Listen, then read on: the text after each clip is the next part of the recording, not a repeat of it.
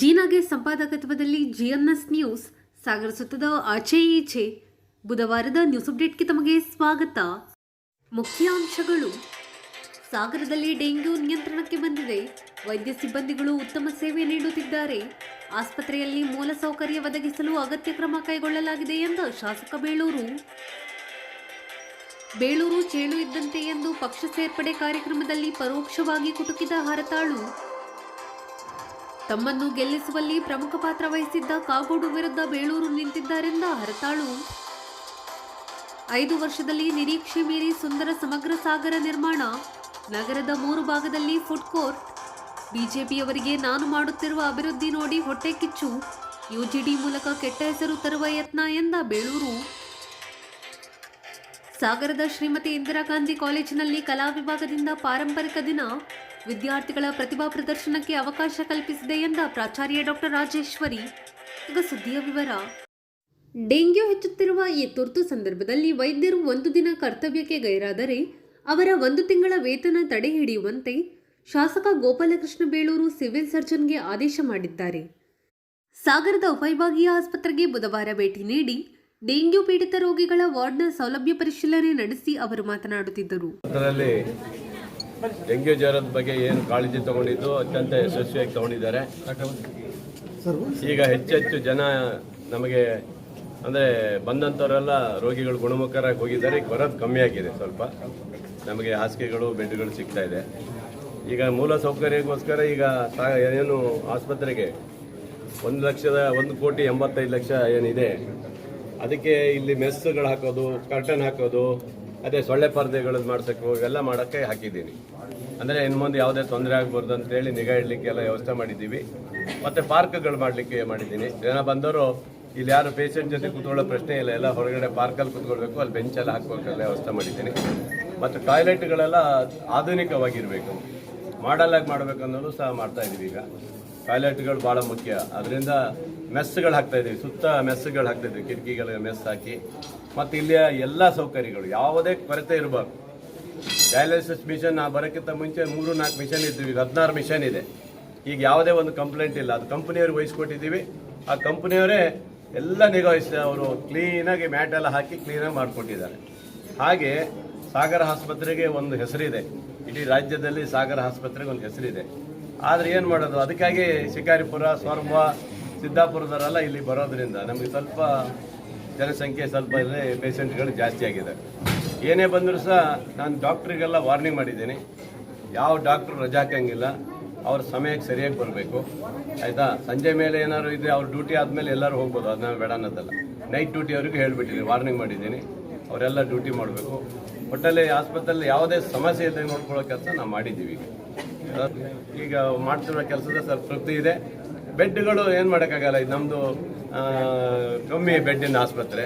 ಅದರಿಂದ ಸ್ವಲ್ಪ ಬೆಡ್ ಕೆಳಗಡೆ ಹಾಕಿ ಕೊಡ್ತೀವಿ ನಾವು, ಅದಕ್ಕೂ ಇಲ್ಲ ಅನ್ನೋಕ್ಕಾಗೋದಿಲ್ಲ. ಮೊನ್ನೆ ಎಮರ್ಜೆನ್ಸಿಗೆ ನಮ್ಮ ಆಪ್ರೇಷನ್ ಇದನ್ನು ವಾರ್ಡು ಕೊಟ್ಬಿಟ್ಟಿವಿ. ಅದನ್ನು ಮೊನ್ನೆ ಕೊಟ್ಬಿಟ್ಟಿವಿ. ಒಂದು 4 ದಿವಸ ಆಪ್ರೇಷನ್ ಮಾಡೋಕ್ಕೆ ನಾವು ಬಿಡಲಿಲ್ಲ. ಎಲ್ಲರಿಗೂ ಆ ವಾರ್ಡಲ್ಲೆಲ್ಲ ಹಾಕ್ಬಿಡಿ ಅಂತ ಹೇಳಿ ಜನರಿಗೆ ಯಾವುದೇ ತೊಂದರೆ ರೀತಿಯಲ್ಲಿ ಮಾಡಿಕೊಟ್ಟಿದ್ದೀವಿ. ಒಟ್ಟಲ್ಲಿ ಸಾಗರ ಆಸ್ಪತ್ರೆ, ಮಕ್ಕಳ ಆಸ್ಪತ್ರೆ, ಇದು 2 ಭಾಳ ಸುಚರಿತವಾಗಿ ತುಂಬ ಚೆನ್ನಾಗಾಗಬೇಕು ಅನ್ನೋದು ನನ್ನ ಉದ್ದೇಶ. ಸಾರ್ವಜನಿಕರು ಬಂದಂಥವರಿಗೆ ಇಲ್ಲಿ ಎಲ್ಲ ಸೌಕರ್ಯ ಸಿಗಬೇಕು. ಬಂದಂಥವ್ರಿಗೆ ಕುತ್ಕೊಳ್ಳೋಕ್ಕೆ, ಅವರಿಗೆ ಕುಡಿಯೋ ನೀರಿನ ವ್ಯವಸ್ಥೆ, ಆಮೇಲೆ ಫುಡ್ಡು ಅಷ್ಟೇ. ನಾನು ಚೆಕ್ ಮಾಡ್ತಾ ಇರ್ತೇನೆ, ಫುಡ್ಡು ಚೆನ್ನಾಗಿ ಮಾಡ್ತಾ ಇದ್ದಾರೆ, ಏನು ತೊಂದರೆ ಇಲ್ಲ. ಫುಡ್ ಎಲ್ಲ ರೋಗಿಗಳ ಹತ್ರ ಕೇಳಿದ್ದೀನಿ, ಚೆನ್ನಾಗಿದೆ ಅಂತ ಹೇಳಿದ್ದಾರೆ ಎಲ್ಲರೂ. ಅದಕ್ಕೂ ಸಹ ನಾನು ಎಲ್ಲ ರೀತಿಯ ಕ್ರಮ ತಗೊಂಡಿದ್ದೀನಿ. ಒಟ್ಟಿನಲ್ಲಿ 2 ಆಸ್ಪತ್ರೆಗಳನ್ನು ಮೇಲ್ದರ್ಜೆಗೇರಿಸುವಂಥ ಕೆಲಸದಲ್ಲಿ ನಾನು ಈಗಾಗಲೇ ಮಾನ್ಯ ಮಂತ್ರಿಗಳಿಗೆ ಕೊಟ್ಟಿದ್ದೇನೆ, ದಿನೇಶ್ ಗುಂಡೂರಾವ್ ಹತ್ರ. ಇನ್ನು ಎಷ್ಟೊಂದು 250ಗೆ ಆಗಬೇಕು ಅನ್ನೋದು ಅವ್ರು ಈಗಾಗಲೇ ಓಕೆ ಮಾಡಿದ್ದಾರೆ. ಬಹುಶಃ ಅದು ಈ ಬಡ್ಜೆಟಲ್ಲಿ ಮಾಡ್ಬೋದು ಅಂತ ಅನಿಸ್ತಾರೆ. ಯಾವ ರೀತಿಯ ಬಡ್ಜೆಟಲ್ಲಿ ದುಡ್ಡು ಇಟ್ಟಿದ್ದಾರೆ, ದುಡ್ಡಿಲ್ಲ ಅಂತ ಏನು ಹೇಳ್ತಿದ್ರು, ಎಲ್ಲ ದುಡ್ಡನ್ನು ನಾವು ಇಟ್ಟಿದ್ದೀವಿ. ಬಹುಶಃ 1,85,00,000 ಇಲ್ಲಿ, 1,65,00,000 ಅಲ್ಲಿಗೆ ಬಂದಿದೆ. ಆಮೇಲೆ ಎಲ್ಲ ರೂರಲ್ಲಿಗೂ 60 ಲಕ್ಷ, 70 ಲಕ್ಷ, 30 ಲಕ್ಷ ಎಲ್ಲ ಕೊಟ್ಟಿದ್ದಾರೆ. ನಾವು ಅದನ್ನು ಆದಷ್ಟು ಪೇಂಟ್ ಆಗಬೇಕು. ಒಂದು ಹಳೆ ಏನು ಭಾಳಷ್ಟು ಕಡೆ ಪೇಂಟ್ ಆಗಿಲ್ಲ, ಇಲ್ಲ ಅಲ್ಲಿ ಆ ಕಡೆ ಎಲ್ಲ. ಮತ್ತು ಇಲ್ಲಿಯೂ ಸಹ ಮೂಲ ಸೌಕರ್ಯಗಳು ಯಾವುದೇ ಕೊರತೆ ಇರಬಾರ್ದು. ಜನರಿಗೆ ಬಂದವರಿಗೆ ಯಾವುದೇ ಕೊರತೆ ಇಲ್ಲದೆ ನೋಡ್ಕೊಳ್ಳುವಂಥ ಕೆಲಸವನ್ನು ಇಲ್ಲಿಯ ಜನರಿಗೆ ಮಾಡ್ತಾ ಇದ್ದೀವಿ ನಾವು ಈಗ. ಎಲ್ಲ ಆಪರೇಷನ್ ಆಗುತ್ತೆ. ಇಲ್ಲಿ ಮಾತ್ರ, ಅಲ್ಲಿ ಕಂಟಿನ್ಯೂ ಇದೆ. ಹೆರಿಗೆ ಆಸ್ಪತ್ರೆಯಲ್ಲಿ ಯಾವುದೇ ಇದಿಲ್ಲ. ಮತ್ತು ಡಾಕ್ಟ್ರು ಯಾರು ಕೊರತೆ ಏನಿಲ್ಲ, ನಮಗೆಲ್ಲ ಡಾಕ್ಟ್ರು ಇದ್ದಾರೆ, ಎಲ್ಲರೂ ಇದ್ದಾರೆ. ಎಲ್ಲ ಇದಕ್ಕೂ ಸಬ್ಜೆಕ್ಟ್ಗೂ ಇದ್ದಾರೆ. ಅಂದರೆ ಇದಕ್ಕೆಲ್ಲ 14 ಜನ ಇದ್ದಾರೆ ಈಗ. ಇಲ್ಲಿ ಅಲ್ಲಿ 6 ಜನ ಇದ್ದಾರೆ. ಕಮ್ಮಿ ಇದೆ. ಅದಕ್ಕೆ ಆಯುರ್ವೇದಿಕ್ ಡಾಕ್ಟ್ರನ್ನ ಹಾಕಿದ್ದೀವಿ ನಾವು. ಬಟ್ ಅಲ್ಲೂ ಏನು ಸಮಸ್ಯೆ ಇಲ್ಲ ನಮಗೆ. ಕೆಲವು ಇರ್ತಾವಲ್ಲ ಸ್ವಲ್ಪ ಕಳ್ಳ ಬೀಳೋದು, ಅದು ಮಾಡೋದು ಎಲ್ಲ ಕೆಲವು ಡಾಕ್ಟ್ರು ಇದ್ದಾರೆ. ಅಂಥವ್ರನ್ನೂ ಸಹ ನಾವು ಸ್ವಲ್ಪ ಈಗಾಗಲೇ ಮೊನ್ನೆ ಕರೆದು ವಾರ್ನಿಂಗ್ ಮಾಡಿದ್ದೀವಿ. ಈಗ ಆ ಥರ ಮಾಡಿದ್ವಿ, ಯಾವುದೇ ಸಮಸ್ಯೆ ಇಲ್ಲ. ನಾ ಈಗಾಗಲೇ ಹೇಳಿದ್ದೀನಿ, ಯಾರೇ ಡಾಕ್ಟ್ರು 1 ದಿವಸ 2 ದಿವಸ ಅಥವಾ ಬರೋದು ಲೇಟ್ ಆದರೆ ಅವ್ರಿಗೆ ಸಂಬಳ ಕೊಡಬೇಡಿ ಅಂತ ಹೇಳಿದ್ದೀನಿ. ಯಾವ ಡಾಕ್ಟ್ರಿಗೂ ಸಂಬಳ ಇಲ್ಲ. ಈ ರಜಾ ಹಾಕಿ 1 ದಿವಸ ಕಟ್ ಮಾಡಿ ಅನ್ನೋದು ಪ್ರಶ್ನೆ ಇಲ್ಲ. ಯಾರಾಗಿ ಲೇಟಾಗಿ ಬರ್ತಾರೆ ಅವ್ರಿಗೆ ಸಂಬಳ ಕಟ್ಟು, 1 ತಿಂಗಳ ಸಂಬಳ ಕೊಡೋಂಗಿಲ್ಲ ಅಂತ ಹೇಳಿದ್ದೀವಿ. ಆ ಥರ ಸ್ಟ್ರಿಕ್ಟಾಗಿ ಇಟ್ಟಿದ್ದರಿಂದ ಯಾವುದೇ ಸಮಸ್ಯೆ ಆಗಬಾರ್ದು. ಬಂದಂಥ ರೋಗಿಗಳು ಬಡವರು ಪಾಪ, ಅವರಿಗೆ ಎಲ್ಲ ಸೌಕರ್ಯ ಸಿಗಬೇಕು ಅಂತ ನನ್ನ ಆಸೆ. ಅದಕ್ಕಾಗಿ ಹಿಂದೆ ನಾನಿದ್ದಾಗಲೇ ಇಡೀ ರಾಜ್ಯದಲ್ಲಿ ನಂಬರ್ 1 ಆಸ್ಪತ್ರೆ ಆಗಿ ನಮಗೆ ಒಂದು ಪ್ರಶಸ್ತಿ ಕೊಟ್ಟಿದ್ರು. ಒಂದು 50 ಲಕ್ಷ ರೂಪಾಯಿ ಸ್ಯಾಂಕ್ಷನ್ ಮಾಡಿದ್ರು ಅವಾಗ. ಈಗಲೂ ನಮ್ಮ ಉದ್ದೇಶ ಏನು ಗೊತ್ತಾ, ರಾಜ್ಯದಲ್ಲಿ ನಂಬರ್ 1 ಆಸ್ಪತ್ರೆ ನಮ್ಮದೇ ಆಗಬೇಕು ಅನ್ನೋ ನಮಗಿದೆ. ಈಗಲೂ ಇಡೀ ಕರ್ನಾಟಕ ರಾಜ್ಯದಲ್ಲಿ ಮೊದಲ ಆದ್ಯತೆ ನಮ್ಮ ಆಸ್ಪತ್ರೆ ಆಗಬೇಕು, ಸಾಗರದ ಆಸ್ಪತ್ರೆ ಆಗಬೇಕು ಅನ್ನೋದು ನಮ್ಮ ಉದ್ದೇಶ. ಅದಕ್ಕೆ ನಮ್ಮ ಡಾಕ್ಟ್ರುಗಳಿಗೆ, ಎಲ್ಲ ಸಿಬ್ಬಂದಿಗಳಿಗೆ ಹೇಳಿದ್ದೀನಿ, ಖಂಡಿತ ಅವ್ರು ಮಾಡ್ತಾರೆ. ಮೂಲ ಸೌಕರ್ಯ ಯಾವುದೇ ಕೊರತೆ ಇಲ್ಲದ ರೀತಿಯಲ್ಲಿ ನಾನು ಕೊಡ್ತೀನಿ. ಅಷ್ಟು ಮಾಡಿ. ನಮ್ಮ ಹತ್ರ ಮತ್ತೆ ದುಡ್ಡಿದೆ, ನಮ್ಮ ಇದರಲ್ಲಿದೆ, ಆಸ್ಪತ್ರೆ ಕಮಿಟಿಯಲ್ಲಿ ದುಡ್ಡಿದೆ. ಅದಕ್ಕೂ ನಾವು ಏನಾದ್ರು ಎಮರ್ಜೆನ್ಸಿ ಮಾಡೋಕ್ಕಾದರೂ ಅದಕ್ಕೂ ದುಡ್ಡಿದೆ. ಹಾಗಾಗಿ ನಮಗೆ ದುಡ್ಡಿನ ಕೊರತೆ ಇಲ್ಲ. ಹಾಗಾಗಿ ನೋಡಿ, ಈಗ ಈ ಮ್ಯಾಟ್ ಹಾಕ್ಸ್ತಾ ಇದೀವಲ್ಲ ಸೊಳ್ಳೆ ಪರದೆ, ಅದು ಭಾಳ ಮುಖ್ಯ ಆಗಿತ್ತು ನನಗೆ. ಯಾಕೆ ಗೊತ್ತಾ, ಭಾಳ ಜನಕ್ಕೆ ಏನಾಗಿತ್ತಂದರೆ ಸೊಳ್ಳೆ ಇದಾಗುತ್ತೆ ಅನ್ನೋದು ಇತ್ತಲ್ಲ, ಅದು ಮುಟ್ಟಿದ್ರೆ ಸತ್ತೋಗುತ್ತೆ. ಆ ರೀತಿಯ ಸೊಳ್ಳೆ ಪರದೆ ತರಿಸಿದ್ದೀವಿ. ಅದು ಎಲ್ಲ ವಾರ್ಡಿಗೂ ಮಾಡ್ತೀವಿ, ಈಗ ರೆಡಿ ಮಾಡ್ತೀವಿ. ಈಗ ಒಟ್ಟಿನಲ್ಲಿ ಅಷ್ಟು ಚೆನ್ನಾಗಿ ಮಾಡಬೇಕಂತ ಇದೆ. ಬಟ್ ಏನಾಗಿದೆ ಅಂದರೆ ಹೊರಗಡೆಯವ್ರು ಜಾಸ್ತಿ ಆಗಿದೆ. ನಮ್ಮ ತಾಲೂಕರಾಗಿದ್ದರೆ ನಮಗೇನು ಸಮಸ್ಯೆ ಇಲ್ಲ. 50% ಹೊರಗಡೆ ಬರ್ತಾ ಇದ್ದಾರೆ. ಶಿಕಾರಿಪುರ, ಸಿದ್ದಾಪುರ ಮತ್ತು ಸೊರಬದವರೇ ಜಾಸ್ತಿ ಬರ್ತಾ ಇದ್ದಾರೆ. ಅದರಿಂದ ನಮ್ಗೆ ಸ್ವಲ್ಪ ಸಮಸ್ಯೆ ಆಗಿದೆ. ಬಿಟ್ಟರೆ ನಮ್ಮ ತಾಲೂಕಿನವರಾದರೆ ನಮ್ಗೆ ಯಾವ ಸಮಸ್ಯೆನೂ ಇಲ್ಲ. ಇದು ನಂಬರ್ 1 ಸ್ಥಾನಕ್ಕೆ ಹೋಗುತ್ತೆ ಸರ್. ಈ ಸಂದರ್ಭದಲ್ಲಿ ಸಿವಿಲ್ ಸರ್ಜನ್ ಡಾಕ್ಟರ್ ಪರಪ್ಪಕ್ಕೆ, ಪ್ರಮುಖರಾದ ಚೇತನ್ ರಾಜ್ ಕಣ್ಣೂರು, ಸೋಮಶೇಖರ್ ಲ್ಯಾವಿಗೆರೆ, ಹೊಳೆಯಪ್ಪ, ಕಲಸೆ ಚಂದ್ರಪ್ಪ, ತಾರಾಮೂರ್ತಿ, ಸುರೇಶ್ ಬಾಬು, ಡಿ ದಿನೇಶ್, ಗಣಪತಿ ಮಂಡಗಳಲೆ, ನಾರಾಯಣಪ್ಪ ಇನ್ನಿತರರು ಹಾಜರಿದ್ದರು. ಗೋಪಾಲಕೃಷ್ಣ ಬೇಳೂರು ಅವರದ್ದು ಚೇಳಿನ ಬುದ್ಧಿ. ತನಗೆ ಸಹಾಯ ಮಾಡಿದವರನ್ನು ಕುಟುಕುವ ಚೇಳಿನ ಬುದ್ಧಿ ಹೊಂದಿರುವ ಬೇಳೂರು ಚುನಾವಣೆ ಗೆಲುವಿನಲ್ಲಿ ಪ್ರಮುಖ ಪಾತ್ರ ವಹಿಸಿದ ಕಾಗೋಡು ತಿಮ್ಮಪ್ಪ ಅವರನ್ನು ಬಿಟ್ಟಿಲ್ಲ ಎಂದು ಮಾಜಿ ಸಚಿವ ಹರತಾಳು ಹಾಲಪ್ಪ ತಿಳಿಸಿದ್ದಾರೆ. ಸಾಗರದ ಬಿಜೆಪಿ ಕಾರ್ಯಾಲಯದಲ್ಲಿ ಬುಧವಾರ ಬಿಜೆಪಿ ಸೇರ್ಪಡೆಗೊಂಡವರನ್ನು ಪಕ್ಷಕ್ಕೆ ಬರಮಾಡಿಕೊಂಡು ಅವರು ಮಾತನಾಡುತ್ತಿದ್ದರು. ಅದಕ್ಕೆ ಅದು ಬುದ್ಧಿಯಿಂದ ಬಂದು ರತ್ನಾಕರ ಮತ್ತು ಮೇಡಮ್ ಇದು ಇದ್ದದ್ದು ಹೊಳೆ ದಾಟಬೇಕಾಗಿತ್ತು. ಆಮೇಲೆ ಅದು ಹೆಂಗೂ ದಾಟ್ತಿತ್ತು. ಆಮೇಲೆಲ್ಲ ಆಚೆಗೆ ಹೋಗ್ತಿದ್ವಿ. ಒಂದು ಚೇಳಿತ್ತು, ನನ್ನ ಒಂದು ಜಾತಿ ದಾಟ್ಸ್ಬಿಡಪ್ಪ ಆಯಿತು, ನಾನು ಹೊಳೆ ಹೋಗ್ತಿರೋ ಹೋಗ್ತೀನಿ. ಅವಾಗ ಬೇರೆ ಎಲ್ಲ ಹೇಳಿದ್ರು ಅಂತ. ಆಮೇಲೆ ಬೇಡ, ಅದು ಬುದ್ಧಿ ಹೋಗಲ್ಲ, ಉಪಕಾರ ಮಾಡಿದವ್ರಿಗೆ ಕೊಡುತ್ತದದು, ಮನೆಗೆ ಅದು ಗುಣ ಒಂದು ಅಲ್ಲ ಹಂಗೆ ಕ್ಲಬ್ ಕಟ್ಟ ಕೊಟ್ಟಿಗೆ ಹೋಗ್ಬಿಡ್ತದೆ. ನಾವು ಕಳ್ಕೊಳ್ತೀವಿ ಜೀವನ, ಹೋಗ್ಬೇಡ, ಸವಾಸ ಮಾಡ್ಬೇಡ, ನೀನು ಬಾ ನಮ್ಮ ಜೊತೆ ಹೋಗಿ ನಾವು ಹಚ್ಚಿದಾಕೆ ಹೋಗೋಣ. ಇಲ್ಲ ಇಲ್ಲ, ನಾನು ಹಂಗೆ ಮಾಡಿದ್ರೆ ಆಗ್ತದ್ಯಾ, ನಾನು ಸಹಾಯ ಮಾಡಬೇಕು ಅಂತೇಳಿ ಬೆಂದು ಕೂಸ್ಕೊಂತ ಇನ್ನೇನು ಹೊಳೆ ದಾಟಿ ಕಾಲು ಹಚ್ಚಿ ಇಡಬೇಕು, ಟಕ್ ಅಂತ ಕೊಡ್ತಂತೆ ಇಚ್ಚಿಯೋದು. ಅದು ಹೇಳ್ತಂತೆ ಸಾಕು, ಇಲ್ಲಪ್ಪ ನೀನು ಹಿಂಗೆ ನೀನು ನಂಬೋದು ಹೆಂಗೆ, ನಿನ್ನ ಗುಣನೇ ಅಂಥದ್ದು. ಇಲ್ಲ ಇಲ್ಲ ಇಲ್ಲ, ಉಪಕಾರ ಮಾಡಿದವ್ರಿಗೆ ಎಲ್ಲರೂ ನಾನು ಮರಿತೇನೆ, ನಿನಗಂದ್ರೆ ಹಂಗೆ ಮಾಡ್ತೇನೆ, ಇಲ್ಲ ಇಲ್ಲ ಅಂತ ಹೇಳು. ಆಮೇಲೆ ಹೊಚ್ಕೊಂಡು ಹಚ್ಚಿ ದಾಟಿಸ್ತಾರೆ. ದಾಟಿ ಹಚ್ಚಿಗೆ ಇಟ್ಟಿದ್ದೇ ಸರಿ ಅದು ಕೊಟ್ಟು ಇದು ದಾಟ್ತದೆ, ಕುಟ್ಟು ದಾಟಿ ಸ್ವಲ್ಪ ಯಾರು ಮಾತು ಕೇಳಿ ಆಮೇಲೆ ಹಂಗೆ ಚೇಳು ಕುಟುಕ್ತದೆ. ಅದೇ ಈಗ ನಮ್ಮ ಇವ್ರ ಬಗ್ಗೆ ಅದು ಇನ್ನೂ ಅನೇಕ ಜನರು ದಿನ ನಮ್ಗೆ ಮಾತಾಡ್ತಾರೆ. ನಾನು ಸಿದ್ಧಪ್ರಜ್ಞನಾಗಿಬಿಟ್ಟಿದ್ದೇನೆ. ಯಾಕಂದ್ರೆ ನಮಗೆಲ್ಲ ಗೊತ್ತಿದ್ದೇ, ನಾವೆಲ್ಲ ಕುಟ್ಟಿಸ್ಕೊಂಡವ್ರೆ ಎವೆಲ್ಲ ಅಂತೇಳಿ. ಹಾಗೆ ಈ ಆಮೇಲೆ ಮತ್ತು ಚೇಳಿನ ಕಥೆ ಮಳೆ ದಾಟಿಸಿದಂಥ ಚೇಳಿಗೆ ಕುಡಿಸ್ಕೊಳ್ತಾರೆ. ಮಾತು ಬಿಟ್ಟಿದ್ದಾರೆ. ಕಾಗೋಡು ತಿಮ್ಮಪ್ಪನವ್ರನ್ನ ಈಗ ಭಾರಿ ಇದು ಮಾಡ್ತೀವಿ. ಏನೋ ಧ್ವಂಸ ಅಂದವರೆಲ್ಲ ಅಂದರು. ಆಮೇಲೆ ಇಲ್ಲ ನಮ್ಮ ಮಾವ ಅಂತ ಅಲ್ವಾ. ಮೊನ್ನೆ ಗೆದ್ದು ಕೂಡಲೇ ಕಾಗೋಡು ತಿಮ್ಮಪ್ಪನ ಕಾಲೇಜಿಗೆ ಪತ್ರ ಬಂದರು. ಏನಂತ ಇದನ್ನು ಸರ್ಕಾರಕ್ಕೆ ವಶಪಡಿಸ್ಕೊಳ್ಳಿ ಈ ಜಾಗನ, ಆ ಪತ್ರನ ಹಾಕ್ರಿ, ಇನ್ಮೇಲೆ ಒಂದೊಂದು ಬಿಡ್ತಾ ಬರ್ಬೇಕು. ನಾನು ನೀವು ನೀವು ನೀವು ಇಷ್ಟು ಶುರು ಆಗಬೇಕು. ನಮ್ಮ ಫೋನಿಂದ ಬಿಡಿ, ನಾವು ಬಿಡ್ತೀವಿ. ಸರ್ಕಾರದ ಪತ್ರ ಪಾಲಿಟೆಕ್ನಿಕ್ ಕಾಲೇಜಿಗೆ ಕೊಟ್ಟಿರುವ ಜಾಗವನ್ನು ವಾಪಸ್ ಪಡಿಬೇಕು ಅಂತ ಬರೆದಿದ್ದಾರೆ. ಇವ್ರು ಹೇಳಲ್ಲ, ಇವ್ರದ್ದು ಪ್ರಾಬ್ಲಮ್ ಅಂತ. ನಮ್ಮ ಪಕ್ಷದ ತಿಳ್ಕೊಳ್ಳೋದು, ವಿದ್ಯಾವಂತರವುದು, ತಿಳುವಳಿಕೆ ಇರೋದು ಎಲ್ಲ ಹೌದು. ಇವರು ಮಾತಾಡಿದ್ದು ನಾವು ಪಕ್ಷ ಹೆಂಗೆ ಕಟ್ಟೋದು, ಹೇಗೆ ಇದು ಮಾಡೋದು, ಮತ್ತು ಜನಕ್ಕೆ ಪರಸ್ಪರ ನಂಬಿಕೆನೂ ಬರೋದು. ಮತ್ತೆ ಇವ್ರು ಅಕ್ಕ ಭಾವನ ನಾಲ್ಕಿನ ಅತ್ತೆ ಒಟ್ಟಾಗ್ಬಿಡ್ತೀವಿ ಅಂತ ಹೆಂಗೆ ವಿಷಯಗಳು ಹೇಳಬೇಕು. ನಮ್ಮ ಕಾರ್ಯಕರ್ತರಿಗೆ ಗೊತ್ತಿಲ್ಲ, ನಾನು ಹೇಳಕ್ಕೆ ಹೋಗಿಲ್ಲ, ಅವರೇ ಹೇಳ್ತಾರೆ, ಅವ್ರು ಹೇಳ್ತಾರೆ. ಸ್ವತಃ ಗೆದ್ದು ಕೂಡಲೇ ಪತ್ರ ಬರೆದಿಲ್ಲ, ಪತ್ರ ಇದೆ, ಪ್ರೆಸ್ ಹಾಕ್ತೀವಿ, ಅದು ಸರ್ಕ್ಯುಲೇಟ್ ಆಗಿದೆ. ಕಾಗೋಡು ತಿಮ್ಮಪ್ಪನವರು ಸ್ವತಃ ಎಷ್ಟು ಸಪೋರ್ಟ್ ಮಾಡಿದ್ರು ಎಲೆಕ್ಷನ್ ಗೊತ್ತಿಲ್ಲ. ಇದು ಪುಟ್ಕ ವ್ಯವಹಾರ ಅಂತ ಹೇಳಿದ್ದು ನಾನು. ಆಮೇಲೆ ಒಳ್ಳೆ ದಾಟವರಿಗೆ ಅಷ್ಟೇ, ದಾಟ ಕೂಡ ಅವ್ರು ಬಿಟ್ಬಿಡ್ತಾರೆ. ಆಮೇಲೆ ಸ್ವಲ್ಪ ರಾಜಕೀಯ ಒಳಗೆ ಈಗ ಪುಟ್ಕ ಬುದ್ಧಿ ಇದೆ, ಅದು ನಾವೆಲ್ಲ ಅನುಭವಿಸ್ತಾರೆ. ಇಷ್ಟು ಹೇಳಿ ಅನೇಕ ವಿಷಯಗಳು ಹೇಳೋದಿದೆ, ಪ್ರಾರಂಭ ಮಾಡೋದು. ಈಗ ಭೀಮನ ಕೋಣೆ ರೋಡ್, ಹೊಸನಗರ ರೋಡ್ ಆಗ್ತಾ ಇದೆ. ಇನ್ನು ನಮ್ಮ ಸರ್ಕಾರದಲ್ಲೇ ಮಾಡಿದ್ದು, ಕೆಳಗಿದ್ದು, ಏಜೆನ್ಸಿಗಳು ಬೆಳೆದಿರೋದು ಅವಾಗಾಗಿ ಎಲ್ಲ ಒಟ್ಟಿಗೆ ಆಗಿದ್ದು. ಸರ್ಕಾರದ ವ್ಯವಸ್ಥೆಯಲ್ಲಿ ಒಂದಿಷ್ಟು ಕೆಲಸ ಅದರದ್ದೇ ಆದ ರೀತಿಯಲ್ಲಿ ನಡೀತಾರೆ. ಇವರು ಯಾವ ಸ್ಯಾಂಕ್ಷನ್ ಮಾಡಿಲ್ಲ, ಯಾವ ದುಡ್ಡು ತಂದಿಲ್ಲ. ಇಷ್ಟು ಹೇಳಿ ಒಂದಿಷ್ಟು ರಚನಾತ್ಮಕ ಕೆಲಸ ಅನ್ಬೋದು. ರಚನಾತ್ಮಕ ಕೆಲಸದಲ್ಲಿ ನಾವು ತಪ್ಪು ಮಾಡಿದ್ದೀವಿ ಅಂತ ಲೇಟಾಗಿ ಕೈಗೊಂಡು ಮಾಡಿ. ದೇವಸ್ಥಾನಕ್ಕೊಂದು ಶಿವಾನಂದ ಒಂದು 3 ಲಕ್ಷ ಹಾಕ್ಕೊಂಡಿದ್ದಾರೆ. ನಮ್ಮ ಕೌನ್ಸಿಲ್ 50,000 ಹಾಕ್ಕೊಂಡಿದ್ದಾರೆ. 1 4 ಲಕ್ಷ ರೂಪಾಯಿ ನಿಮ್ಗೆ ಇಷ್ಟ ಬರ್ಬೋದಾ?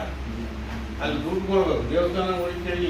ಅದು ಸರ್ಕಾರ ಮಾಡಕ್ಕೆ ಸರ್ಕಾರದಿಂದ ಎಷ್ಟು ಸ್ಯಾಂಕ್ಷನ್ ಆಗಿತ್ತು ಅಂತ 10-20 ಇಲ್ಲದೆ ಇದ್ರೆ ಸಾಧ್ಯವಾದ ಅದು ಮಾಡಕ್ಕೆ ಬಿಡೋದಿಲ್ಲ. MLA ಮಾಡೇ ಮಾಡ್ತಾರೆ. ಏನಂತ ಕೊಡಬೇಡಿ ಅಂತ. ಸಾಧ್ಯವಾದರೆ ನಾವೇ ಎಲ್ಲವೂ ಸೇರಿ ಸಾರ್ವಜನಿಕ ಹಣ ಮಾಡೋಕ್ಕೂ ಅವಕಾಶಗಳಿದೆ. ಅದೇನು ದೊಡ್ಡ ವಿಷಯ ಅಲ್ಲ, 3 ವರ್ಷ ಎಲ್ಲ ವರ್ಕ್ ಮಾಡೋದು ಈ ದೊಡ್ಡ ಊರಿನ. ಹಾಗೆ ಒಂದು ರಚನಾತ್ಮಕ ಯೋಚನೆಗಳು ಶುರುವಾಗಿದೆ ಅಂತ ಹೇಳಿದ್ವಿ. ಅವಾಗ ಏನಾದರೂ ಮಾಡ್ಲಿಕ್ಕೆ ಆಗ್ತದೆ. ಈ ಊರಿನ ದುಡ್ಡು ಕೊಡೋರಿದ್ದಾರೆ, ಮತ್ತು ಯಾರತ್ರ ನಾವು ದುಡ್ಡು ಕೈ ಇಸ್ಕೊಂಡಿಲ್ಲ. ಯಾವುದೇ ಲಂಚಕ್ಕಾಗಲಿ ನಿಮಗೂ ಅನಿಸ್ತದೆ, ಕೆರೆ ಹಬ್ಬ ಮಾಡಲಿ ಮತ್ತೊಂದು ಮಾಡಲಿ, ನೀವು ಯಾರತ್ರ ದುಡ್ಡು ಇಸ್ಕೊಂಡಿಲ್ಲ, ನಾವು ಯಾರತ್ರ ಕೈ ಚಾಚಿಲ್ಲ ಅಂತ ಕಾಲ ಬಂದರೆ ಜನ ಸಹಾಯ ಮಾಡ್ತಾರೆ. ಹಾಗೆ ಒಂದಿಷ್ಟು ಅದರತ್ತೂ ಗಮನ ಕೊಡೋಣ ಅಂತ ವಿನಂತಿ ಮಾಡಿಕೊಂಡು, ಮತ್ತು ಎಲ್ಲದಕ್ಕೂ ಲೋಕಸಭಾ ಸದಸ್ಯರು ಅವಾಗ ಅಧಿಕಾರ ಇತ್ತು, ಅಪ್ಪ ಅಧಿಕಾರವಾಗಿತ್ತು, ನಮ್ಮದು ಅವ್ರಿಗೆ ಹೊಂದಾಣಿಕೆ ಇತ್ತು, ಒಂದಿಷ್ಟು ಕೆಲಸಗಳು ಆಗ್ತಿತ್ತು. ಈಗ ಎಲ್ಲವನ್ನೂ ನಿನ್ನೆ ಹೋಗಿದ್ವಿ, ನಾನು ಜೊತೆಗಿದ್ದೆ. ಎಲ್ಲರೂ ತಮ್ಮ ರಸ್ತೆನೂ ಮಾಡ್ಬೇಕು ಅಂತಾರೆ, ಸಮುದಾಯನೂ ಅಂತಾರೆ, ಶಾಲೆನೂ ಅಂತಾರೆ. ಆದರೆ ಅಷ್ಟು ಕೆಲಸ ಮಾಡಲಿಕ್ಕೆ ಸಾಧ್ಯ ಇಲ್ಲ. ಯಾಕೆಂದ್ರೆ ಸರ್ಕಾರ ನಮ್ಮದಿಲ್ಲ ಅಥವಾ ನಮ್ಮ ಇದು ಹೊಂದಾಣಿಕೆ ಇಲ್ಲ. ಹಾಗಾಗಿ ಸ್ವಲ್ಪ ನಾವು ಆ ಥರ ಯೋಚನೆ ಮಾಡಿ ಎಚ್ಚರಿಕೆ ಎಲ್ಲವನ್ನು ಹೇಳಿ ನಮ್ಮ ಮುಂದೆ ಆಗಲೇ ಇಲ್ಲ, ಎಂಟ್ರಿ ಮಾಡಲೇ ಇಲ್ಲ, ನೀವು ಮಾಡಲಿಲ್ಲ, ನೀವು ಹೇಳಿ ನನಗೂ ಅರ್ಜಿ ಕೊಡ್ತಾರೆ, ನೀವು ಮಾಡಿಸಿ ಈಗ ನಡೀತೀರಿ ನಡೆಯಲ್ಲ ತಿಳ್ಕೊಳ್ಳಿ. ಸರ್ಕಾರದ ಮಟ್ಟದಲ್ಲಿ ಯಾಕಂದರೆ ಇದ್ದಾರೆ, ನಮ್ಮ ಸ್ನೇಹಿತರೆಲ್ಲ ಇದ್ದಾರೆ, ಮಂತ್ರಿಗಳು ಇದ್ದಾರೆ, ನಾವು ಮಂತ್ರಿ ಇದ್ದಾಗ ಅಥವಾ ಅಧಿಕಾರ ಇದ್ದಾಗ ಒಳ್ಳೆ ರೀತಿ ನಡ್ಕೊಂಡಿದ್ದೀವಿ. ಆದರೆ ಇಲ್ಲಿ ಲೋಕಲ್ MLA ಅದಕ್ಕೆ ಅವಕಾಶನೇ ಕೊಡೋದು. ಮತ್ತು ಲೋಕಲ್ MLAಗೂ ಈ ಡಿಸ್ಟ್ರಿಕ್ಟ್ ಮಿನಿಸ್ಟ್ರಿಗೂ ಹೊಂದಾಣಿಕೆ ಇದೆ. ಹೀಗೆ 10 ಹಲವು ವಿಚಾರಗಳಿದ್ದಾವೆ. ಮತ್ತು ಅವರು ಯಾರ ಜೊತೆಗೂ ಹೊಂದಾಣಿಕೆ ಪ್ರಶ್ನೆ ಇಲ್ಲ, ತಮ್ಮದೇನಾಯಿತು ತಾವಾಗಬೇಕು ಅಷ್ಟೇ. ಅದಕ್ಕೆ ಒಂದು ಕಥೆ ಇತ್ತು, ಗೊತ್ತಾಗಿತ್ತು ನಮ್ಮ ಮಾತಾಡೋದು. ಬಿಜೆಪಿ ಜಿಲ್ಲಾಧ್ಯಕ್ಷ ಟಿಡಿ ಮೇಘರಾಜ್, ಪ್ರಮುಖರಾದ ಡಾಕ್ಟರ್ ರಾಜನಂದಿನಿ ಕಾಗೋಡು, ಗಣೇಶ್ ಪ್ರಸಾದ್, ದೇವೇಂದ್ರಪ್ಪ ಯಲಕುಂದ್ಲಿ, ಮಧುರಾ ಶಿವಾನಂದ್, ವಿ ಮಹೇಶ್, ಜನಾರ್ದನ್ ಉಡುಪ ಇನ್ನಿತರರು ಹಾಜರಿದ್ದರು. ಪ್ರವಾಸಿ ಮಂದಿರ ಎದುರಿನ ಪಾರ್ಕ್ ಅಭಿವೃದ್ಧಿಗೆ 80 ಲಕ್ಷ ರೂಪಾಯಿ ಮಂಜೂರು ಮಾಡಲಾಗಿದೆ ಎಂದು ಶಾಸಕ ಗೋಪಾಲಕೃಷ್ಣ ಬೇಳೂರು ತಿಳಿಸಿದರು. ಸಾಗರದ ನಗರಸಭೆ ಹಿಂಭಾಗದಲ್ಲಿ ನಿರ್ಮಿಸಲಾಗುತ್ತಿರುವ ಕಾರು ಶೆಲ್ಟರ್ಗೆ ಬುಧವಾರ ಶಂಕುಸ್ಥಾಪನೆ ನೆರವೇರಿಸಿ ಅವರು ಮಾತನಾಡುತ್ತಿದ್ದರು. ನಮಗೆ ಈ ಥರ ಶೆಡ್ಗಳು ಬೇಕಂತ ಹೇಳಿದಾಗ ಅದಕ್ಕೆ ನಾನು ಆದ್ಯತೆ ಮಾಡಿ ಈಗಾಗಲೇ ಹಣ ಬಿಡುಗಡೆ ಮಾಡಿದ್ದೀನಿ. ಈಗ ಶಂಕುಸ್ಥಾಪನೆ ಮಾಡಿದ್ದೀನಿ. ನನ್ನ ಉದ್ದೇಶ ಸಾಗರ ನಗರದಲ್ಲಿ ಅವತ್ತೇ ಹೇಳಿದ್ದೀನಿ, ಇವತ್ತು ಹೇಳ್ತಾ ಇದ್ದೀನಿ. ಸಾಗರ ನಗರದ ಅಭಿವೃದ್ಧಿಗೆ ಹೆಚ್ಚು ಒತ್ತು ಕೊಡಬೇಕು, ಎಲ್ಲ ರಸ್ತೆಗಳಾಗಬೇಕು. ಆಮೇಲೆ ಎಲ್ಲೆಲ್ಲಿ ಅಂಗಡಿಗಳ ಬೀದಿಯಲ್ಲಿ ಅಲ್ಲೆಲ್ಲ ಹಾಕಿದ್ದಾರೆ ಅವೆಲ್ಲ ತರಿಸಿ ಫುಡ್ ಕೋರ್ಟ್ ಕೊಡಬೇಕಂತ ಈಗಾಗಲೇ ಫುಡ್ ಕೋರ್ಟಿನ ದುಡ್ಡು ಬಿಡುಗಡೆ ಮಾಡಿದ್ದೀನಿ. ಆಮೇಲೆ ಮೂಲ ಸೌಕರ್ಯಗಳು ಪಾರ್ಕ್ ಆಗಬೇಕಾಗಿದೆ. ನನಗೆ ಹೆಚ್ಚಿನ ಒತ್ತು ನಾವು ಸಾಗರಕ್ಕೆ ಎಲ್ಲ ವಾರ್ಡ್ಗಳಲ್ಲಿ ಪಾರ್ಕ್ ಆಗಬೇಕು, ಮಕ್ಕಳು ಆಟಕ್ಕೆ ಆಡುವಂಥ ಇದು ಹಾಕಬೇಕು ಅನ್ನೋದು ಇದೆ. ಈಗ ಜೊತೆಗೆ ನಮ್ಮ ಈ ಪುರಸಭೆ ಕೆಳಗಡೆ ಇರೋ ಪಾರ್ಕು ನಾನೇ ಮಾಡ್ತಿದ್ದೆ ಹಿಂದೆ. ಅದು ಈಗ ಬರೀ 2 ಎಂಥವೋ ನಿಮ್ಮ ಯಕ್ಷಗಾನ ಕಲಾವಿದರು 2 ಜನ ಇದ್ದಾರೆ, ಬಾಕಿ ಎಲ್ಲ ಹೋಗ್ಬಿಟ್ಟಿದೆ. ಅಂದರೆ ಆ ಥರ ಚಿಂತನೆ ಮಾಡಿದ್ದಾರೆ ಹಿಂದಿನವರೆಲ್ಲ. ನಮ್ಮದು ಆ ಥರ ಕಲ್ಪನೆ ಅಲ್ಲ. ನಮ್ಮದು ಕಲ್ಪನೆನೇ ಬೇರೆ. ನಾವು ಪಾರ್ಕ್ ಆಗಬೇಕು, ಇಲ್ಲಿ ರಸ್ತೆ ಆಗಬೇಕು ಮತ್ತು ಮೂಲ ಸೌಕರ್ಯ ಏನಿದೆ ಅವೆಲ್ಲವನ್ನು ಮಾಡೋದು ಉದ್ದೇಶ ನಮ್ಮದಿದೆ. ಹಾಗಾಗಿ ಫುಡ್ ಕೋರ್ಟನ್ನು ಅತ್ಯಂತ ಯಶಸ್ವಿ ಮಾಡಬೇಕು ಅನ್ನೋದು ನಮ್ಮದು ಉದ್ದೇಶ ಇದೆ. 3 ಕಡೆ ಮಾಡ್ತೀನಿ. ಒಂದು ಇಲ್ಲಿ ನಮ್ಮ ಹಳೆಯ ಬಸ್ ಸ್ಟ್ಯಾಂಡು, 2 ನಮ್ಮ ಧ್ವಜಸ್ತಂಭ, 3ನೇದು ನಮ್ಮ ಸರ್ವ ರೋಡಲ್ಲಿ ಅವರೆಲ್ಲ ಹಾಕಿದಾರಲ್ಲ ಅವರಿಗೆಲ್ಲರೂ ಸೇರಿ ಫುಡ್ ಕೋರ್ಟ್ ಮಾಡಬೇಕಂತ ತೀರ್ಮಾನ ಮಾಡಿದ್ದೀನಿ. ಹಣನೂ ಈಗಾಗಲೇ ಬಿಡುಗಡೆ ಆಗಿದೆ ಈಗ. ಹಾಗಾಗಿ ಪಾರ್ಕು ನಮ್ಮ IB ಕೆಳಗಡೆ ಪಾರ್ಕು ನಾನೇ ಹಿಂದೆ ಮಾಡಿದ್ದೆ. ನಿಮ್ಗೆ ಯಾರಿಗೂ ಗೊತ್ತಿದೆ, ನೋಡಿದ್ದೀರಿ ನೀವೆಲ್ಲ. ತುಂಬ ಅದ್ಭುತವಾದಂಥ ಪಾರ್ಕ್ ಇತ್ತು. ಈಗ ಅಲ್ಲಿ ಏನಿಲ್ಲ, ಬರೀ ಇದು ಗಿಡ ಗಂಟೆ ಬೆಳೆದು ಹೋಗಿದೆ. ಅದಕ್ಕೆ 80 ಲಕ್ಷ ರೂಪಾಯಿ ಬಿಡುಗಡೆ ಮಾಡಿದ್ದೀನಿ. 80 lakhs ಬಿಡುಗಡೆ ಮಾಡಿದ್ದೀನಿ. ಅದೇ ಸುಂದರವಾದಂಥ ಪಾರ್ಕ್ ಮಾಡಿ ಅದಕ್ಕೆ ಓಡಾಡೋಕ್ಕೆ ಪಾರ್ಕಿಂಗ್ ಮಾಡಿಕೊಡ್ಬೇಕಂತ ಇದ್ದೀನಿ. ಜನ ಅಲ್ಲಿ ಡೈಲಿ ವಾಕ್ ಮಾಡಬೇಕು ಮತ್ತು ಪಾರ್ಕು ಚೆನ್ನಾಗಿ ಮಾಡಬೇಕಂತ ಇದೆ. ನೇರು ಫೀಲ್ಡಲ್ಲೂ ಸಹ ಈಗಾಗಲೇ ಮೆಸ್ ಹಾಕಬೇಕು ಓಡಾಡೋರಿಗೆ. ಅಲ್ಲಿ ಕ್ರಿಕೆಟ್ ಆಡ್ತಲ್ಲ, ಹೊಡೆತ ಬೀಳಬಾರ್ದಂಥ ಮೆಸ್ಸು. ಅವರಿಗೆ ಮಳೆಗಾಲದಲ್ಲಿ ಏನಾದರೂ ಸಮಸ್ಯೆ ಆದರೆ ಅವ್ರು ಅಲ್ಲಿ ಇರೋಕ್ಕೆ 1-2 ಬೆಂಚ್ಗಳು ಹಾಕಿ ಸೀಟ್ ಹಾಕಬೇಕು ಅನ್ನೋದನ್ನೆಲ್ಲ ಏನು ಕೊಟ್ಟಿದ್ದಾರೆ. ಅದನ್ನು ಮಾಡ್ತಾ ಇದ್ದೀನಿ ಈಗ, ಅದನ್ನು ಮಾಡಿಕೊಡ್ತಾ ಇದ್ದೀನಿ. ಮತ್ತು ನೇರು ಫೀಲ್ಡಲ್ಲಿ ಒಂದು ಸಭಾಭವನ ಇರಲಿಲ್ಲ, ನಿಮ್ಗೆ ಗೊತ್ತದೆ. ಅಂದರೆ ಈ ಥರ ಇಲ್ಲಿ ಒಂದು ಸಭಾಭವನ ಇದೆಯಲ್ಲ, ಆ ಥರ ಅಲ್ಲಿ ಸ್ಪೋರ್ಟ್ಸ್ ನಡೀತದೆ. ಪ್ರತಿ ಸರಿನೂ ಅವರು ಇದು ಹಾಕಬೇಕಾಗುತ್ತೆ, ಹಾಕಿ ಮಾಡಬೇಕಾಗುತ್ತೆ. ಅದಕ್ಕಾಗಿ 40 ಲಕ್ಷ ಬಿಡುಗಡೆ ಮಾಡಿದ್ದೆ. ಆ 40 ಲಕ್ಷದಲ್ಲಿ ಒಳ್ಳೆ ರಂಗಮಂದಿರ ಬರ್ತದೆ. ಅದರ ಪಕ್ಕದ ಹಿಂಭಾಗದಲ್ಲಿ ಶೌಚಾಲಯ ಮಾಡ್ತಾ ಇದ್ದೀವಿ. ಅಂದರೆ ಸ್ಪೋರ್ಟ್ಸಿಗೆ ಬಂದಂಥ ಹುಡುಗರಿಗೆ, ಹೆಣ್ಮಕ್ಳಿಗೆ ಅಲ್ಲಿ ಡ್ರೆಸ್ ಚೇಂಜ್ ಮಾಡೋಕ್ಕೆಲ್ಲ ಜಾಗ ಇಲ್ಲ. ಅವ್ರ ಪಾಪ ಎಲ್ಲೆಲ್ಲೋ ಹೋಗಬೇಕಾಗಿದೆ. ಅದಕ್ಕೋಸ್ಕರ ಅವ್ರಿಗೆ ಹಿಂದ್ಗಡೆ ಡ್ರೆಸ್ ಚೇಂಜ್ ಮಾಡೋಕ್ಕೆ ಮತ್ತು ಶೌಚಾಲಯನೂ ಸಹ ಮಾಡಲಿಕ್ಕೆ ವ್ಯವಸ್ಥೆ ಮಾಡಿದ್ದೀವಿ. ಒಟ್ಟಿನಲ್ಲಿ ಆ ಭಾಗದ ಜನರಿಗೆ ಯಾವುದೇ ಸಮಸ್ಯೆ ಇಲ್ಲದಂಗೆ ನೋಡಿದ್ವಿ. ಈ ಮೀನು ಮಾರ್ಕೆಟ್ ಗಬ್ಬೆದ್ದು ಹೋಗಿದೆ, ಇನ್ನೂ ಶುರು ಮಾಡಿಲ್ಲ. ಹಿಂದೆ ನಾನೇ 2007 8 ನಾನೇ ರೆಡಿ ಮಾಡಿಕೊಟ್ಟಿದ್ದೆ ಮೀನು ಮಾರ್ಕೆಟು. ಅಷ್ಟ್ರ ಮೇಲೆ ಯಾರೂ MLA ಅವರು ಯಾರೂ ಮುಖ ಹಾಕಿಲ್ಲ. ಈಗ ನಾನೇ ಮಾನ್ಯ ಕಾಗೋಡು ಸಾಹೇಬರು ಏನೋ ಒಂದು ಬಿಲ್ಡಿಂಗ್ ಕಟ್ಟಿಕೊಟ್ಟಿದ್ದಾರೆ. ಅದಕ್ಕೆ ಈಗ 1,20 ಲಕ್ಷ ರೂಪಾಯಿ ಈಗಾಗಲೇ ಬಿಡುಗಡೆ ಮಾಡಿದ್ದೀನಿ. ಅದನ್ನು ರೆಡಿ ಮಾಡಿಸಿ ಒಳ್ಳೆಯ ಮೀನು ಮಾರ್ಕೆಟು. ಇನ್ನು ಮುಂದೆ ಮೀನುಗಳನ್ನು ಯಾವುದೇ ರಸ್ತೆಯಲ್ಲಿ ಇರೋಕ್ಕೆ ಬಿಡೋದಿಲ್ಲ. ಇನ್ನು ಮೇಲೆ ಯಾವುದೇ ಆ ಮೂಲೆ ಆ ಕಾರ್ನರು ಇನ್ನಲ್ಲಿ ಮಾಡ್ತಾರೆ, ಅದು ಯಾವುದೂ ಮಾಡೋಕ್ಕೆ ನಾವು ಬಿಡೋದಿಲ್ಲ. ತರಕಾರಿ ಮಾರ್ಕೆಟ್ ಅಷ್ಟೇ, ಸ್ವರ್ಬ ರೋಡಿದ ತರಕಾರಿ ಮಾರ್ಕೆಟನ್ನು ಅದು ಆಧುನೀಕರಣ ಮಾಡಬೇಕಂತ ಇದ್ದೀನಿ. ಅದನ್ನು ಬೇರೆ ಥರ ಮಾಡಬೇಕಂತ ಐಡಿಯಾ ಹಾಕಿದ್ದೀನಿ. ಅದಕ್ಕೂ ಸಹ ರೆಡಿ ಮಾಡಿಕೊಡ್ಬೇಕಂತ ಈಗಾಗಲೇ ಪ್ಲಾನ್ ಮಾಡಿದ್ದೀನಿ. ಯಾಕಂದ್ರೆ ರೋಡಲ್ಲಿ ಹಾಕೊಂಡು ಮಾಡ್ತಾ ಇದ್ದಾರೆ. ಹಾಗಾಗಿ ಎಲ್ಲೆಲ್ಲಿ ತರಕಾರಿ ಮಾರ್ಕೆಟ್ಗೆ ಆದ್ಯತೆ ಇದೆ ಜನರಿಗೆ, ಆ ಭಾಗದಲ್ಲಿ ಅಲ್ಲೇ ಮಾಡಿಬಿಡೋದು. ಒಂದೇ ಕಡೆ ಏನಾಗಿದೆ, ನೂಕು ಆಗುತ್ತೆ, ಪಿಕ್ ಪ್ಯಾಕೆಟ್ ಮಾಡ್ತಾರೆ ಮತ್ತು ಜನರಿಗೂ ಟ್ರಾಫಿಕ್ ಪ್ರಾಬ್ಲಮ್ ಆಗುತ್ತೆ. ಅದಕ್ಕೋಸ್ಕರ ಆಯಾ ಭಾಗದ ಜನರಿಗೆ ಆ ರೀತಿಯಲ್ಲೇ ವ್ಯವಸ್ಥೆ ಮಾಡೋಕ್ಕೆ ನನ್ನ ಆದ್ಯತೆ ಇದೆ. ಯಾವುದೇ ಸಾಗರದ ಪಟ್ಟಣವನ್ನು ಯಾವ ರೀತಿ ಮಾಡ್ತೀನಿ ಅನ್ನೋದು ತಾವು ನೋಡಿ ಹೇಳಬೇಕಾದ್ರೆ ಎಲ್ಲ ಸೌಕರ್ಯ ಕೊಡ್ತೀವಿ. ಮಕ್ಕಳ ಆಸ್ಪತ್ರೆಯಿಂದ ನಮ್ಮ ಕೃಷಿ ಇಲಾಖೆವರೆಗೂ ಸಹ ಪಾರ್ಕಿಂಗ್ ಬರ್ತದೆ. ಅಲ್ಲಿಂದ ಒಂದು ಪಾರ್ಕಿಂಗ್ ಕೊಡ್ತಾ ಇದ್ದೀನಿ. ಅದನ್ನು ಮಾಡ್ತಾ ಅಂದರೆ ಡಿಸೈನ್ ಮಾಡಿ ಒಂದು ಪಾರ್ಕಿಂಗು ಇದು ಮಾಡ್ತಾ ಇದ್ದೀವಿ. ಅಂದರೆ ಶೋ ಕಾಣಬೇಕು ಅಂತ ಬರೋರಿಗೆ ಅನ್ನೋದು ಮಾಡ್ತಾ ಇದ್ದೀವಿ. ಹಾಗಾಗಿ ಎಲ್ಲೆಲ್ಲಿ ಬೇಕು ಅಲ್ಲೆಲ್ಲಿ ಅಂಗಡಿ ಹಾಕೋದಲ್ಲ, ಅದಿನ ಮೇಲೆ ಬಂದ್ ಮಾಡ್ತೀನಿ. ಅವ್ರು ಏನಾದ್ರು ಬಂದರೆ ಇಲ್ಲೇ ಬರಬೇಕು, ಇಲ್ಲೇ ಮಾಡಬೇಕು, ಆ ಥರ ಮಾಡಿದ್ದೀವಿ. ಹಾಗಾಗಿ ಪ್ರಗತಿಯ ಇದರಲ್ಲಿ ನಾವು ಎಲ್ಲರೂ ಒಟ್ಟಾಗಿ ಕೆಲಸ ಮಾಡಬೇಕು. ಯಾಕಂದರೆ ಟೂರಿಸ್ಟ್ ಪ್ಲೇಸ್ ಇದು. ಭಾಳ ಜನ ಸಿಗಂದೂರಿಗೆ ಬರ್ತಾರೆ, ಈ ಕಡೆ ನಮ್ಮ ಜೋಗಕ್ಕೆ ಬರ್ತಾ ಇರೋದ್ರಿಂದ ಅದು ಮಾಡ್ತಾಯಿದೆ. ಇನ್ನು ಜೋಗ ಪ್ರಾಧಿಕಾರದ ಬಗ್ಗೆ ನಿಮ್ಗೆ ಹೇಳಂಗಿಲ್ಲಲ್ಲ, ಹತ್ರ 400 ಕೋಟಿ ರೂಪಾಯಿ ವ್ಯವಸ್ಥೆ ಮಾಡ್ತಾ ಇದ್ದೀವಿ ಜೋಗ ಪ್ರಾಧಿಕಾರಕ್ಕೆ. ಬಹುಶಃ ಎಟ್ ಟೈಮ್ ಸುಮಾರು 100,000 ಜನ ನಿಂತ್ಕೊಂಡು ನೋಡುವಷ್ಟು ವ್ಯವಸ್ಥೆ ಆಗ್ತಾ ಇದೆ. ಅದಕ್ಕೆ ಈಗಾಗಲೇ ₹1 ಹಿಂದಿನ ಸರ್ಕಾರ ಬಿಡುಗಡೆ ಮಾಡಿರಲಿಲ್ಲ, ಆದೇಶ ಮಾಡಿದ್ದಾರೆ ಅಷ್ಟೇ. ಈಗ ನಾನು 75 ಕೋಟಿ ರೂಪಾಯಿ ಬಿಡುಗಡೆ ಮಾಡಿದ್ದೀನಿ. ಅದಕ್ಕೆ ಈಗ ಎಲ್ಲ ಸೌಕರ್ಯ ಸಿಗಬೇಕು ಮತ್ತು ಪಾರ್ಕಿಂಗ್ ಹೆಚ್ಚು ವ್ಯವಸ್ಥೆ ಆಗಬೇಕು ಅನ್ನೋದು ರೀತಿಯಲ್ಲಿ ಈಗಾಗಲೇ ನಾನು ಮಾಡ್ತಾ ಇದ್ದೀನಿ. ಅಲ್ಲಿ ಜೋಗದಲ್ಲಿ ಗೊತ್ತಲ್ಲ, ಜೋಗದಲ್ಲಿ ಇಲ್ಲಿ ಬಂದವರೆಲ್ಲ ಜೋಗಕ್ಕೆ ಹೋಗ್ತಾರೆ. 24 ಅಂದರೆ ಪ್ರತಿದಿನವೂ ಜೋಗ ಬರುವ ರೀತಿಯಲ್ಲಿ ಮಾಡಬೇಕನ್ನೋ ನನ್ನ ಉದ್ದೇಶ ಇದೆ. ಅದಕ್ಕೆಲ್ಲ ಭಾಳ ಐಡಿಯಾ ಹಾಕ್ಕೊಂಡಿದ್ದೇನೆ, ಅದು ಹೇಳ್ತೀನಿ. ಅದಕ್ಕೆಲ್ಲ ರೋಪೇ ಮಾಡಬೇಕನ್ನೋದು ಒಂದು ಐಡಿಯಾ ಹಾಕಿದೆ. ಅದು ಪ್ರೈವೇಟ್ ಕಂಪ್ನಿಯವ್ರು ಬಂದಿದ್ದಾರೆ, ಪ್ರೈವೇಟ್ನವ್ರು ಯಾರೋ ಬಂದಿದ್ದಾರೆ. ಒಂದು ಹೋಟೆಲ್ಲು ನಾನು ಮಾಡಿಕೊಡ್ತೀವಿ ಅಂತ ಬಂದಿದ್ದಾರೆ.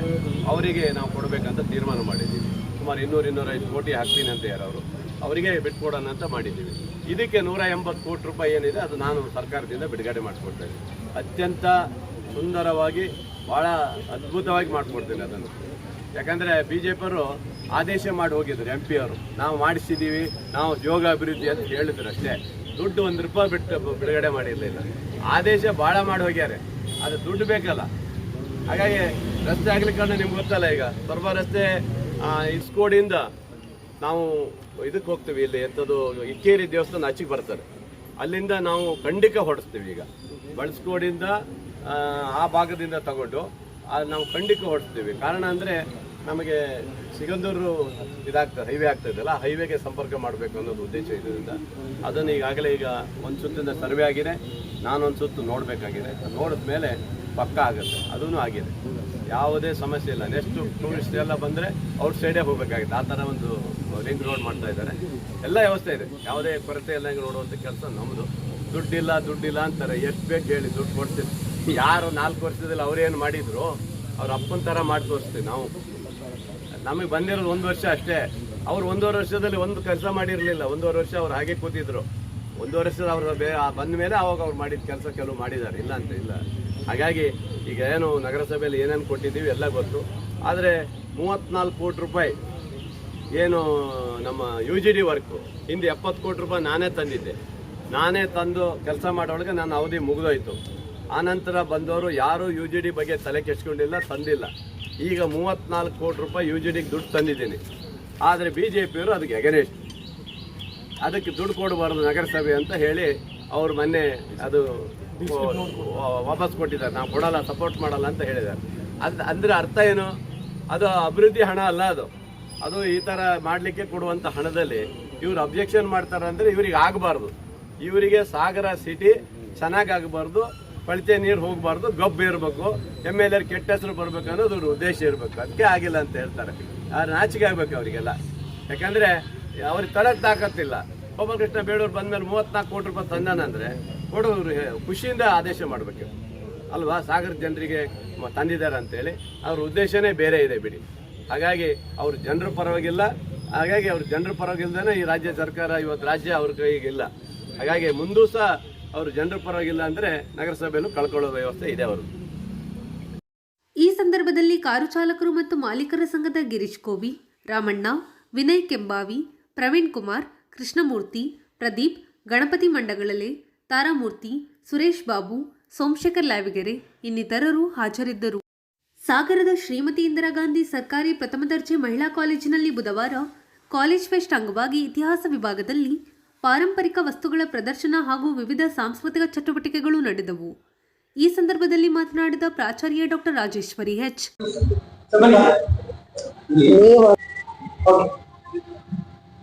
ನಮಸ್ಕಾರ. ಶ್ರೀಮತಿ ಇಂದಿರಾ ಗಾಂಧಿ ಸರ್ಕಾರಿ ಪ್ರಥಮ ದರ್ಜೆ ಮಹಿಳಾ ಕಾಲೇಜಿನಲ್ಲಿ ಪ್ರತಿ ವರ್ಷದ ಹಾಗೆ ನಿನ್ನೆ, ಇವತ್ತು ಮತ್ತು ನಾಳೆ 3 ದಿನಗಳ ಕಾಲ ವಿದ್ಯಾರ್ಥಿನಿಯರ ಪ್ರತಿಭಾ ಪ್ರದರ್ಶನಕ್ಕೋಸ್ಕರ ಅವಕಾಶ ಮಾಡಿಕೊಡಲಾಗಿದೆ. ನಿನ್ನೆ 9ನೇ ತಾರೀಕು ವಿಜ್ಞಾನ ವಿಭಾಗದಿಂದ ಸ್ಪೆಕ್ಟ್ರಮ್ ಅಂತ ಹೇಳಿ ವಿದ್ಯಾರ್ಥಿನಿಯರ ಪ್ರತಿಭೆಗೆ ಅವಕಾಶ ಮಾಡಿಕೊಟ್ಟಿದೆ. ಹಾಗೆ ಇವತ್ತು ಕಲಾನುಬಂಧ ಅನ್ನೋ ಹಿನ್ನೆಲೆಯಲ್ಲಿ ಕಲಾ ವಿಭಾಗದ ಎಲ್ಲ ವಿದ್ಯಾರ್ಥಿನಿಯರಿಗೂ ಅವರವರ ಪ್ರತಿಭಾ ಪ್ರದರ್ಶನ, ವಿವಿಧ ಸ್ಪರ್ಧೆಗಳನ್ನು ನಡೆಸಿ ಅವರಿಗೆ ಪ್ರೋತ್ಸಾಹವನ್ನ ನೀಡ್ತಾ ಇದ್ದೇವೆ ಕಾಲೇಜು ವತಿಯಿಂದ. ಹಾಗೆಯೇ ನಾಳೆ ದಿನ ವಾಣಿಜ್ಯ ವಿಭಾಗದಿಂದ ಅವಿನ್ಯ ಅನ್ನುವ ಹೆಸರಿನಲ್ಲಿ ಕಾರ್ಯಕ್ರಮವನ್ನು ನಡೆಸಿ ಎಲ್ಲ ವಿದ್ಯಾರ್ಥಿನಿಯರ ಪ್ರತಿಭೆಗೆ ಉತ್ತೇಜನ ನೀಡುವಂತಹ ಒಂದು ಕಾರ್ಯಕ್ರಮವನ್ನ ಮಾಡ್ತಾ ಇದ್ದೀವಿ. ಇದರಿಂದ ಎಲ್ಲ ವಿದ್ಯಾರ್ಥಿನಿಯರ ಸುಪ್ತ ಪ್ರತಿಭೆಗೆ ಅವಕಾಶ ಆಗ್ತಾ ಇದೆ. ಹಾಗೆಯೇ 3 ದಿನಗಳ ಕಾಲ 3 ಎಲ್ಲಾ ವಿಭಾಗಗಳಿಂದ ವಸ್ತು ಪ್ರದರ್ಶನದ ವ್ಯವಸ್ಥೆ ಕೂಡ ನಾವು ಮಾಡಿದೀವಿ. ವಿದ್ಯಾರ್ಥಿನಿಯರ ವಿವಿಧ ಮಾದರಿಗಳನ್ನ ಮಾಡಿ ಪ್ರದರ್ಶನಕ್ಕಿಟ್ಟಿದ್ದಾರೆ.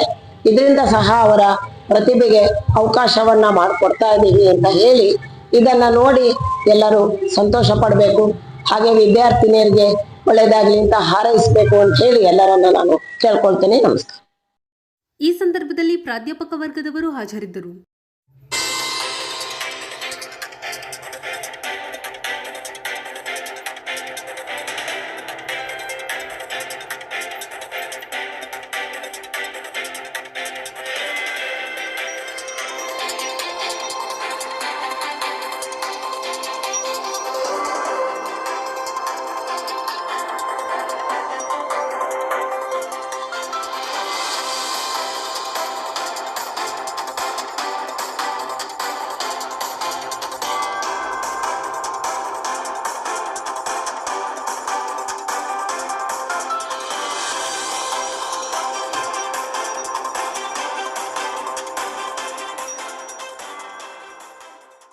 ಇದು ಬುಧವಾರದ ಸಮಗ್ರ ಸುದ್ದಿ.